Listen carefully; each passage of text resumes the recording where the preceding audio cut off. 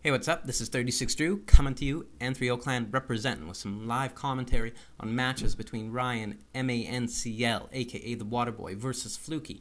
Of course, these players basically should be described as being the two best players in the world, if not tied for number one. Both have their accomplishments in their gaming career. Of course, H2O, as mentioned, if you watched game one of this set, won WCG last year. What do you say about that? He's got the money, he's got the computer, he's got the bragging rights, he's also able to play in a lag-free environment. Flooky, meanwhile, taking claim to fame on the number 1v1 ladders for ESO for many weeks in a row. And it's not that he's ahead, it's that he's ahead by miles. He's ahead by 100, 200, 300 points, whatever it is. He's just absolutely miles ahead of everybody in terms of that. So, he's contest history. Also, he's won a number of tournaments for big cash, nothing as big as the WCG. However, for overall tournament victories, he has more in his name than HCl, HCl, not hydrochloric acid. So, anyway, let's take a look at the hunt distribution on this map right now. Flooky is, of course, going for the early market, and this is going to be a French mirror, with Flooky being in the 12/1 o'clock position, and Ryan being in the 6 or 7 o'clock position. Really, I would have to say at this point in time that Ryan has a hunt advantage, and he's already gone out to gather his second hunt. So has Flooky, however, his second hunt is quite a bit further. In terms of mine placement, this one particular mine is in a good spot for Flooky. However, his second one is really in quite an awful location, and H2O has both of his mines in a very good location, very close to his town center if he needs to garrison. So it'll be interesting to see if that comes into effect later in the game, see how the dynamics work.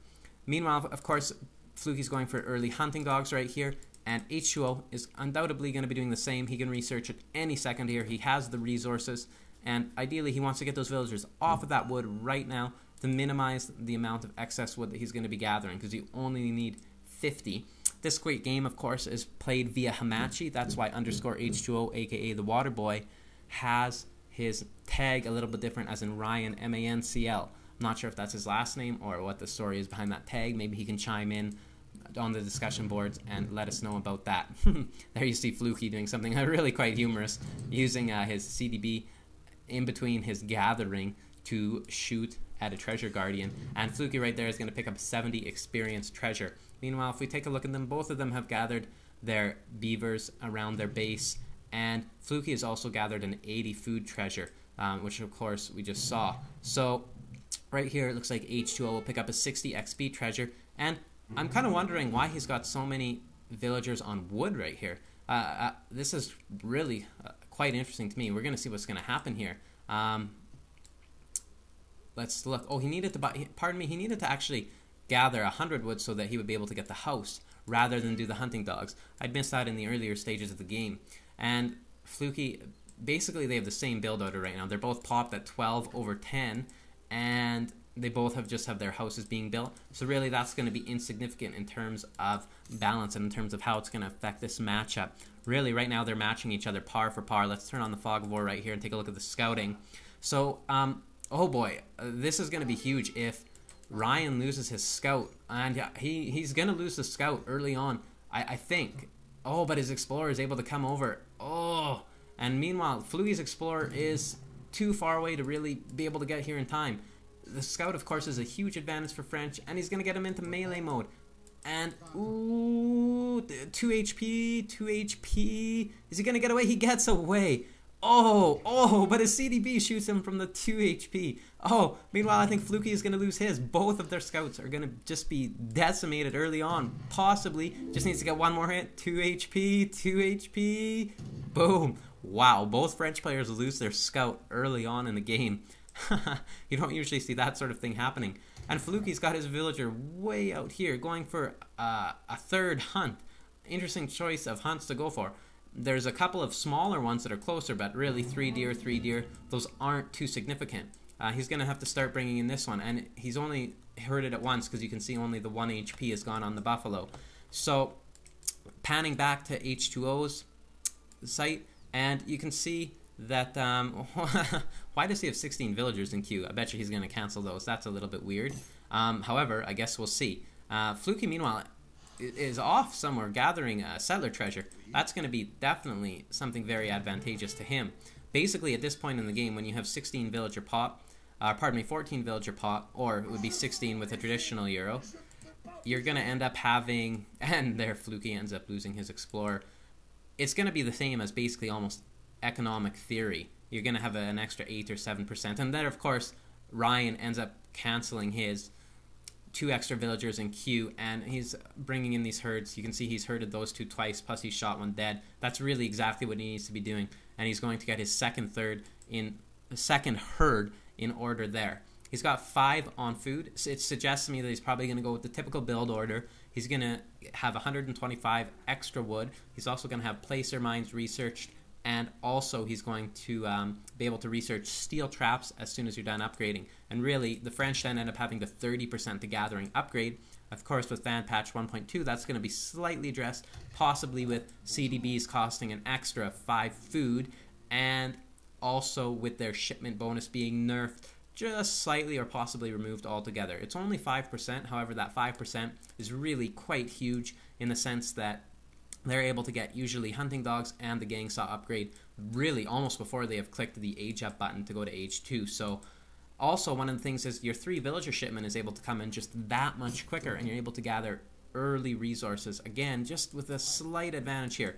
And I'm gonna suspect that Flooky's gonna walk that villager forward, yeah, and just let that one animal decay. And there he's decided to bring in the 3 buffalo 2, and he's gonna start herding as well. There comes the placer mines upgrade. As soon as he hits 125 wood, I would really expect that he's gonna stop gathering. And H2O on the other hand is not going for the 125 wood build. Looks like he's gonna go for some alternate choice of strategies here. Meanwhile, yep, there's 130, so I would expect probably that he's going to stop gathering that right away, unless maybe he goes up to 200 and he's got something in his head. I've seen a few French players do dual racks muskets, or unless he wants to gather 250 coin and gather the wood upgrade and go dual racks expo pike. However, I'm not too sure that that's going to be really what's going to happen. There's not really too many villagers forward. However, he's got a pretty good line of sight about everything that's going on around various points on the map, so that is a possible build. Flooky ages at 438, slightly ahead of H2O. H2O is a little bit behind in aging. Usually would age a little sooner. He's about 5 seconds slower, aging up with 400 wood, of course. Flooky, on the other hand, right here, going for 4 vills, and he's right away going for this early stables. Not a very surprising decision on his behalf. Probably a pretty safe one in my mind, and there he's researching the steel traps upgrade. Ryan also going for the early stables, but rather than shipping 4 villagers, he's shipping 700 wood. Those will probably likely be followed by 1 or possibly even 2 barracks. We shall see. And there Flooky gathering the extra wood, or pardon me, that was H2O. Gathering the extra wood right there so that he has the barracks and the stables. And actually the 700 wood is going to come in so that he is able to spam units without essentially popping himself. And he's going to have to be quite quick here with his micro on getting those crates and getting them gathered so that he doesn't pop himself, and he's able to have those units training right off the bat. And his first group will almost certainly be hussars, and it'll be interesting to see what happens at this point. Both players, neither of them have upgraded their villagers at this point in time, so they're fairly susceptible to hand cavalry attacks. They'll still stand up like beasts to ranged cavalry. Those are CDBs for you. And look at this, he's got both a hussar and a musket in queue, and he's popped at 2020. So this is absolutely perfect if he manages to get that house built in time. He's going to be able to pop out a group of each. And this reminds me of Samwise 12. I played some games versus him, and really, if you do this strategy perfectly and flawlessly, you'll be absolutely okay, and you'll have a huge army, 5 muskets and 5 hussars early, and that's just very, very difficult to deal with. And Flooky has 4 hussars out slightly earlier. His next card is 3 hussars. So he's gone 4 villagers, 3 hussars. He's of course got an economic advantage right now at this point in time over Ryan. Ryan, on the other hand, has gone for quite a mix of muskets and hussars early on here, and boom, he's able to pop out 5 in his first group. And Flooky is pulling back his hussars right there, and it looks like Ryan is going to come at his explorer either to do some scouting or just to join the group. And his next card is 4 villagers, so he's just put off the eco slightly for just a little bit more of an early military advantage. And meanwhile, Flooky, on the other hand, has 8 Hussars early, and he's researching his villager attack card. This is total Flooky style of play. He likes to get really heavy with CDBs, and he uses them extremely effectively. Ryan, on the other hand, is sending his 5 Hussars to about the 10 o'clock location on the map, and he's going to end up killing 1 villager for sure. We'll see if he ends up catching that one that was rescued by a treasure. He knows that it's probably not going to be a good idea to get into any full-fledged battles at this point in time, but rather just to be harassing and constantly engaging the enemy. We got to see what happens right here, though. There's those 4 villagers come in, and man, this is risky. You could lose all 5 of these muskets, and he might, especially if those villagers fight. These units might end up popping into melee mode. However, the 5 hussars are going to come running back as quick as they can, and there's muskets in queue also. Ooh, then he pops them into melee mode. That's the best choice there. They might end up getting beat badly, but they would end up getting beat more badly if they weren't in melee mode. He brings in his own 5 hussars. Meanwhile, Flooky, on the other hand, has muskets coming of his own. And this early micro, oh boy, we'll see what happens there. Those 5 muskets, some of them are actually still standing. And Ryan's able to pull back the one that's getting attacked really quickly and then retask it. However, Flooky is able to retask quickly too. And Ryan has 5 muskets of his own, or 4 coming in attacked. Flooky's got 5 of his own that are coming back. These builds are almost mirrored. And you can see that Flooky right now, even though he has a shipment in queue, devoting all of his attention to military. It'd be interesting if they were fighting closer to these CDBs, how this outcome would be, simply because they would be hugely influential in terms of having the attack and HP upgrade. And really, Flooky ends up losing that early exchange. In terms of villagers, Ryan has 22, Flooky has 23, almost identical. There's 8 expos that are on the way with this. And, right now, H2O has a slight advantage, 73 to 85 in terms of score. In terms of shipments right now, he has 700 coin on the way. He's going to help with his spam a little bit. Very similar build orders, though. It would be interesting to see. Maybe Flooky will go for Minutemen here at this point in time. Maybe not. I would be tempted to call him myself. However, I'm not quite experienced or quite at the level that these players are at. And he's also got a group of 5 muskets coming out, and he's got some villagers fighting. He doesn't want to halt his eco altogether. The villagers here, they're going to come forward and fight.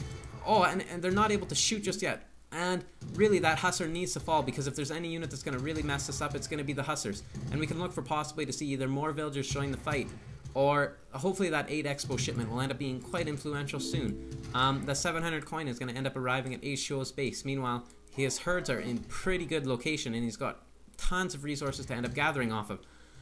Really, wow. This is quite interesting. Flooky is going to need to be able to harass him to get him off those resources early on. And the 8 expo shipment right here is going to save the day. There's going to be no question about it.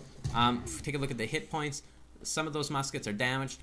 I wonder if he's going to be able to focus fire on the damaged ones. We shall see. Meanwhile, H2O has some hussars coming in. He's got an 8 expo shipment of his own in queue.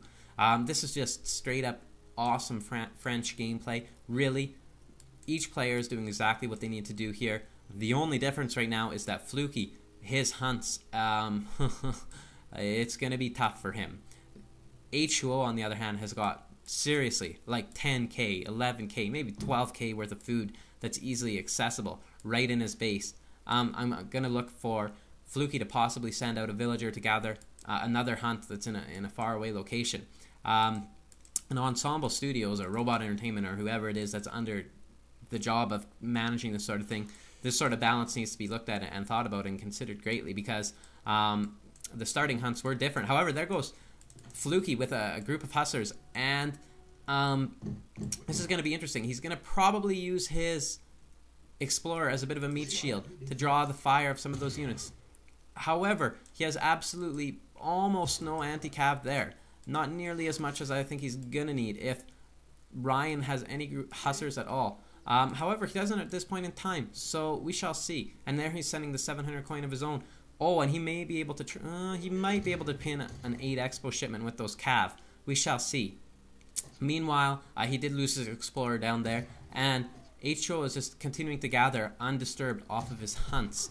And, this will be interesting. This will be interesting. This could hurt quite a bit. Flooky's just going to basically be able to mow down those muskets quite easily. The muskets, even though they do 39 damage and their rate of fire is very quickly when they're in melee mode.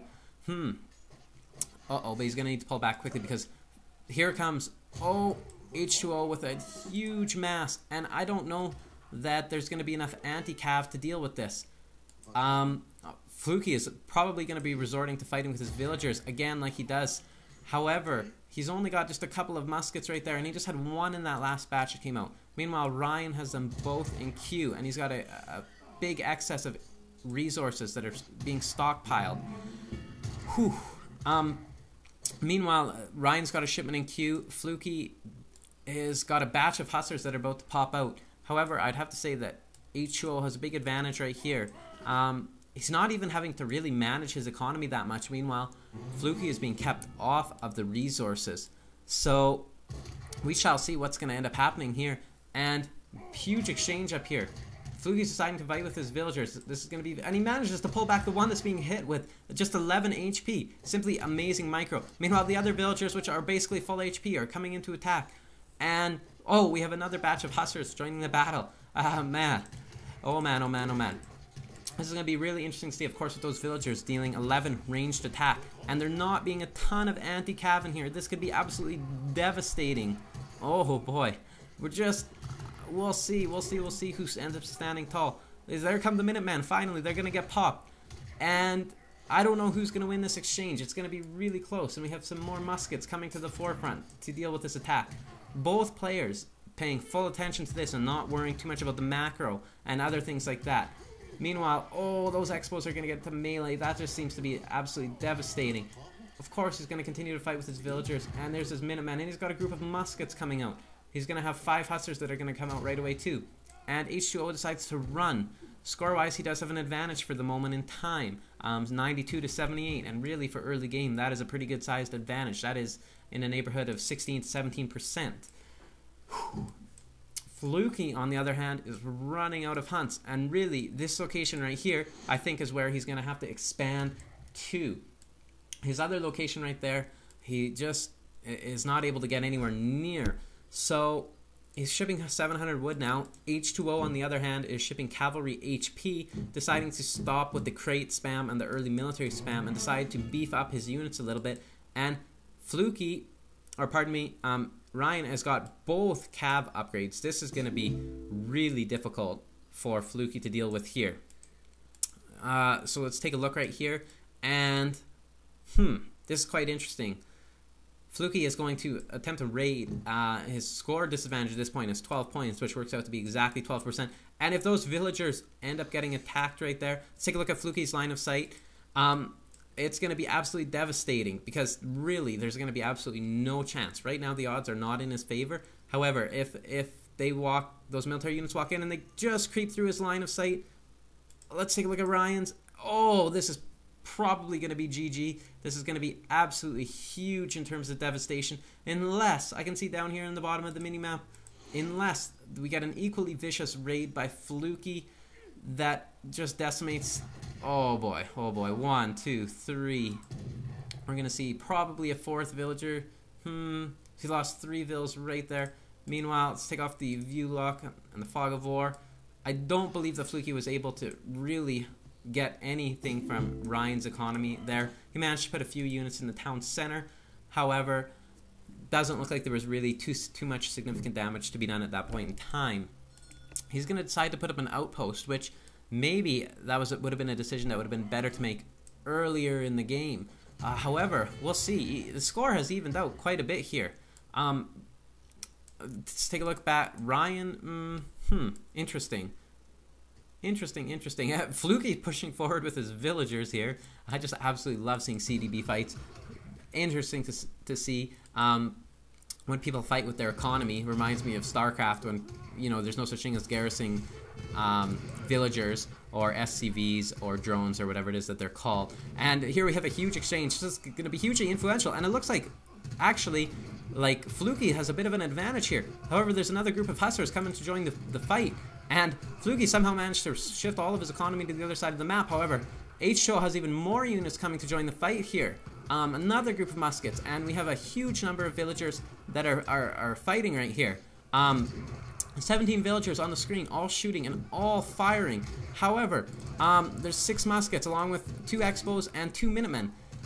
I don't know who's going to be able to hold off longer here. Flooky has some hustlers that are coming forward as well. Meanwhile, H2O, ooh, he's got some full batches going on here. He's got 33 villagers, and Flooky's only got 22 villagers.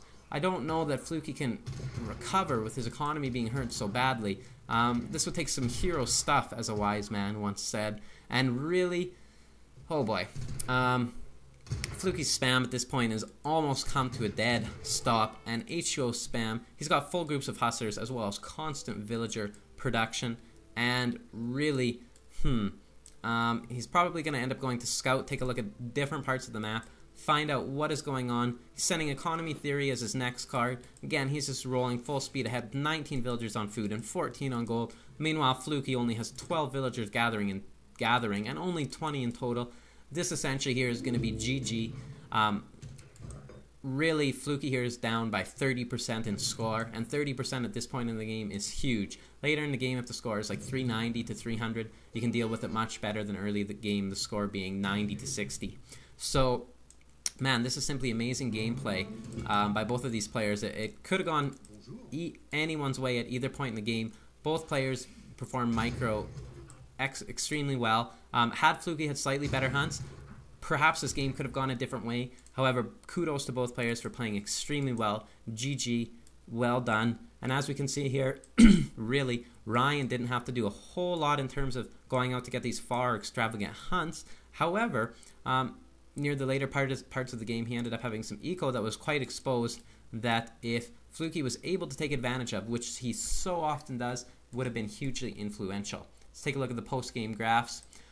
First one, villager count. Of course, you can see Flooky went for the early eco advantage, which is kind of the same as he played the last game. That tends to be how he goes. Now, as the game progresses, you can see at the 11 minute mark where fighting with the villagers just started to not become a reality anymore because the military masses were too strong. And you can see we had a number of exchanges here, and really, it was anyone's game for quite a while there. I'd like to thank you guys all for watching. And here's one more look at the all resources gathered graph. This is game 2 of the set, so these games might be played out of order. They're the order in which they're sent to me to add commentary to, and there was all three games played in the best of 3. So anyway, take care. N3O Clan, Hope Clan, joint venture, tournament finals, 1v1, best players in the world. Peace out, man.